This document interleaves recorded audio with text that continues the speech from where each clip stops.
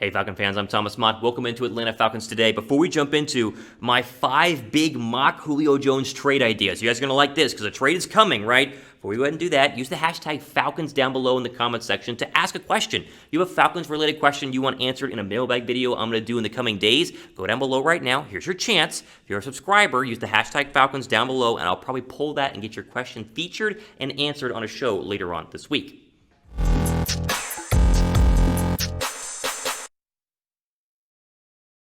All right, Falcon fans, let's jump into the latest news on Julio Jones, as we've talked about, and you know because you follow the national media, is that he wants out of Atlanta, and that a trade is most likely going to be happening sooner rather than later. So I figured, why not today go through some mock trade ideas to give you some examples of what some of the teams that are rumored to be interested in Julio Jones could give up and what the return price could be for the Falcons to go ahead and receive for Julio Jones. I don't think anyone wants the Falcons to trade Julio Jones, at least if you're an Atlanta Falcon fan, but it's inevitable. We understand that, and so here's what you could potentially go ahead and get in return. Mock trade number 1, I think, is New England. You got to put New England on the board right now because, of course, he wants to play with Cam Newton. That's the report, and so this is the best offer I think New England could go ahead and give you, a 2022 second and a 2022 third for Julio Jones. Now, let me just say a couple of things about this mock trade, which will give us guidelines for the rest of our mock trades in terms of what Julio Jones can get in a return price. One, Atlanta's not getting a first-round draft pick. You must understand that as a Falcon fan. They're not going to get a first-round draft pick because no team wants to pay for an aging receiver who's had injury issues and also has had production issues the past couple of years. I love Julio Jones, but he's not worth a first-round draft pick, and most teams know that. Atlanta tried to trade him before the draft and never was given a first-round draft pick, and that shows you, obviously, they're not going to get one in return. Number 2. Everyone wants the Patriots to give up Stephon Gilmore, who's in the latter parts of his contract deal, and he'd be a great pairing in Atlanta with A.J. Terrell, and I would love Stephon Gilmore in a trade with the Patriots, but I don't think it would happen. I think that Gilmore's a little more valuable, and maybe you could do a player for a player, but I think you'd have to give up something along with Julio Jones in terms of getting a Stephon Gilmore trade. So it'd be like Julio Jones in a 5th for Gilmore in a 2nd. I'd be down for that, but I don't think New England wants to give up a Stephon Gilmore, and so that's why I gave you the first one here of a 2022 2nd and a 2022 3rd if New England were to be the buyer here in this Julio Jones trade market. Now, let me know this question, the answer to this question down below. What is the minimum draft pick you'd take for Julio Jones? Like, would you only take a 1st? Would you want to take a 2nd? What is the least you would take for Julio Jones? I'm curious how far you would go if you go down below in the comments section right now. Let's get into mock trade number 2 here, and this one is an example of what you could do if you wanted to get a player in return. So, like we mentioned Stephon Gilmore earlier, probably not going to happen. Let's get a lesser-known player who could still be impactful along with draft picks. So here's an Eagle mock trade because Philadelphia has been rumored to be interested. So you get Julio Jones and a 2022 3rd if you are Philadelphia, and the Eagles would get and the Falcons would get a 2022 2nd, and then defensive end Josh Sweat. Now, Josh Sweat is a rotational defensive end in Philadelphia who's popped the past couple of years, very young, had 6 sacks in 2020, and Philadelphia considers him to be the future at pass rusher, and so you could get a 2nd as well as a defensive end, which they did not really address in the draft. This, to me, would be a very positive return overall for Julio Jones. And so maybe not with Philadelphia, but another team could give up a rotational pass rusher, which, of course, the Falcons need, as well as that 2nd-round draft pick, and then you give up Julio Jones and a 3rd. Try and get a defensive end in return. I mean, seriously, like they should really try to go ahead and get a pass rusher in return.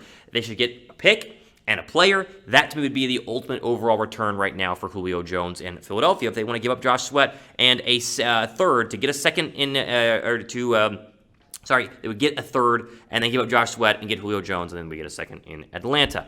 Let me ask you guys this before we keep going. How mad are you guys that Julio Jones wants to leave? I think a lot of Falcon fans were rubbed the wrong way when he acted like to Shannon Sharpe over the phone. It's like, all right, get me out of here, right? It's like he wants to leave prison or whatever. How upset were you whenever that happened? I think most Falcon fans on a scale of 1 to 10 were 8, 9, or 10 in terms of the upset factor, and I would agree. I mean, it felt like we've embraced Julio so much, and then for him to just want to get out of here as quickly as possible is disappointing. So answer the question down below. How mad are you that Julio Jones wants to leave on a scale from 1 to 10? Okay, before we go ahead and keep going, we keep pushing it here because the more subscribers we get, the more videos we can go ahead and make on the channel. So go ahead and subscribe. Join the Atlanta Falcons Today community here. We're at almost 2,400 subscribers, so go ahead and go down below and hit that red subscribe button because subscribers are going to get their mailbag questions we talked about earlier on in the video answered. So use the hashtag Falcons to get your question in down below.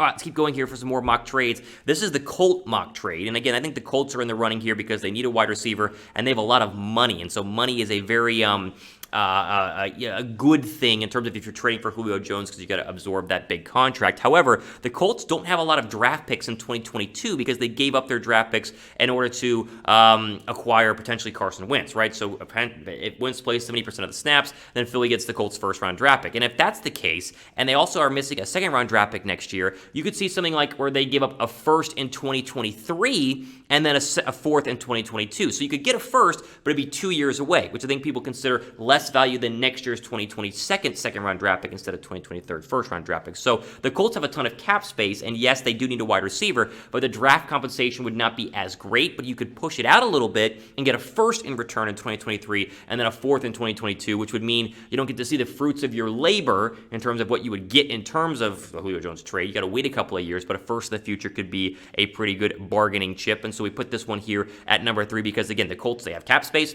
about $22 million. They obviously need a wide receiver because T.Y. Hilton's their best receiver and he's ancient, and you got young Carson Wentz there, and if you want to build around him, unlike Philadelphia was able to do, Julio could make a lot of sense, so the Colts make our list here with a mock trade, potentially giving up a first. It's just 2 years down the line.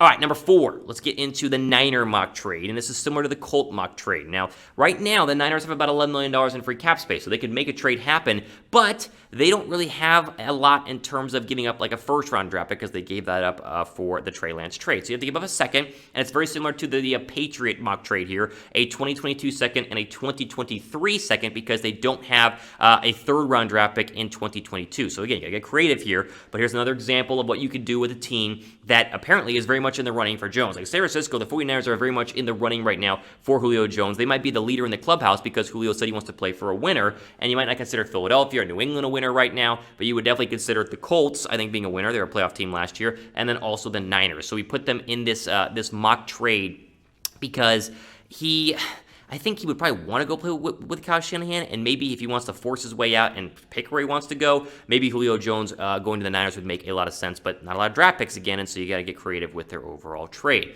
All right, final mock trade here is the Raven mock trade. You see it on your screen, another example of getting someone in return. How about a 2022 second, a 2022 fourth, and Miles Boykin, the young, speedy wide receiver, not that young, but still a wide receiver who you can go ahead and replace Julio Jones with. Now, he doesn't replace Julio Jones. He's not a replacement at the number 1 wide receiver spot, but you get some depth in there because you drafted Frank Darby in the 7th round, and maybe he doesn't turn out, and so you need some depth at the wide receiver position. So another example of getting a player of need in exchange for Julio Jones, as well as getting draft picks, and of course, Baltimore drafted a wide receiver. They got the wide receiver out of Minnesota. I'm blanking on his name right now. Rashad Bateman is who they got, but they could also use another wide receiver because obviously Lamar Jackson needs some targets to throw to on the outside.